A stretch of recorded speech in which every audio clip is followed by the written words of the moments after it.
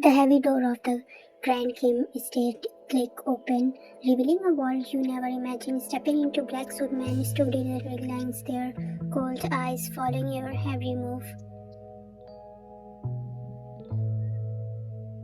It wasn't exactly the kind of welcome you dream of as a little girl. No flower, no music, no a moment, just tension so thick you could choke on it.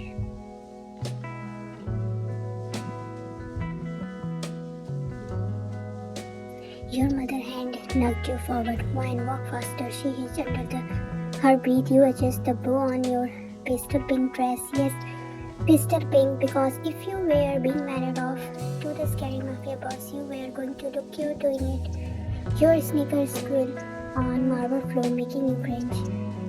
And then you saw him, the man your parents had chosen to marry you to protection after your father delivered to his mafia group, spread out of control.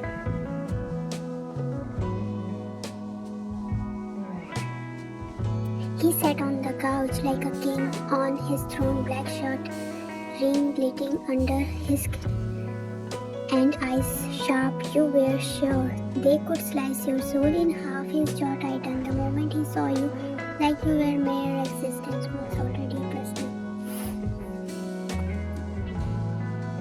This is her. His voice was deep and coated in disapproval. You froze a smile and gave a small wave. Higher beat. The room went silent. His man exchanged awkward glance as if waiting for him to shoot you on the spot. Rule number 1, don't call me dad. Okay, don't even think about it. You pouted, popping down on the couch opposite him. You are not very friendly, are you?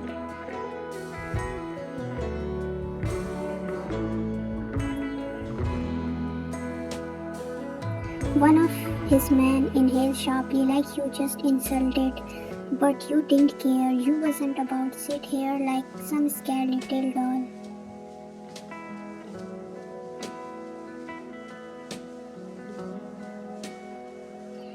Taehyung leaned forward, resting his elbow on his knees. Listen, little girl, this marriage is nothing more than a business arrangement. You stay out of my way, follow my rule, and we won't have a problem. You blink at him.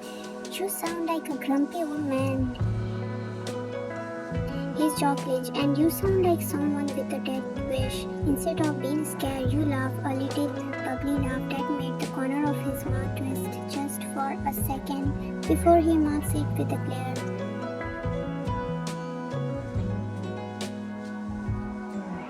Fine, you said, popping a piece of candy into your mouth, but if we are gonna live together, I am recording the bedroom. I want fairy light brushes and no.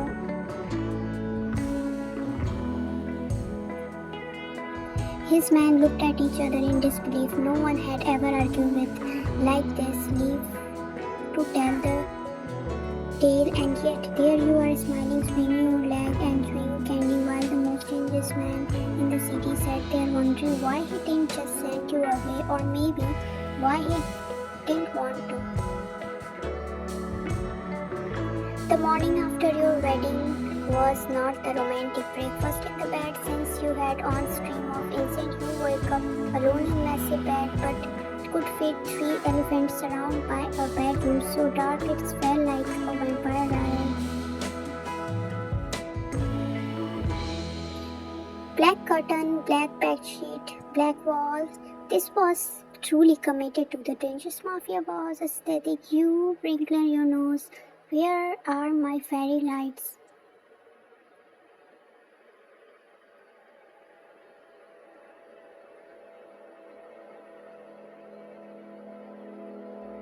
After brushing your teeth, putting on your bunny slipper, you went on mission to brighten the mood, which is your mind mean to explore the house, maybe finding a box of pink decor somewhere.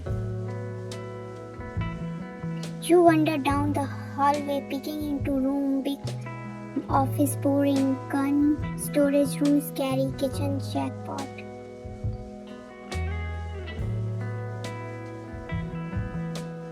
The chef frozen made his chop when he saw you. Mrs. Kim, you grinned. Oh, I like how that sounds. Before You could ask for pancake, a deep voice cut through the air like a plate wine.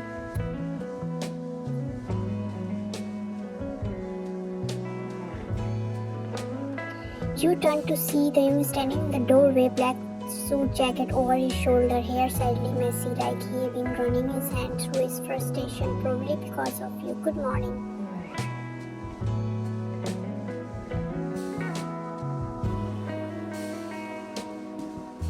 I told you not to call me Dad, he growled, straying toward you. And what are you doing in my kitchen? Your kitchen? Oh, so you cook, you tease. He Claire could have frozen our rule number 2. Don't touch anything in the house without permission, especially my things.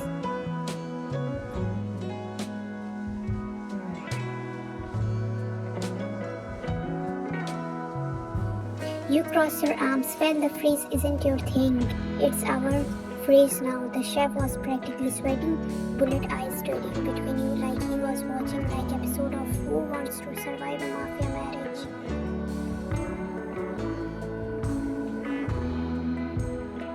Ignoring his rule, you grab a cookie from the counter and stuff in your mouth. You are testing my patience. You shallow and green. Good, you should practice it more.